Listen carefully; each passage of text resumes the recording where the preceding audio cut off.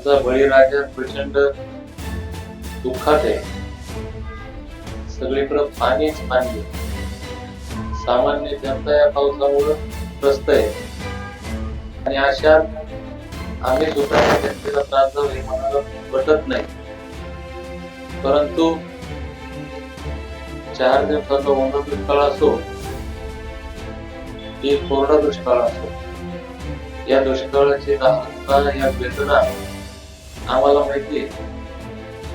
परंतु माझ्या जर जमातीवर गेल्या 75 वर्षापासून ओला आणि सुका दोन्ही दुष्काळाचा मार आहे.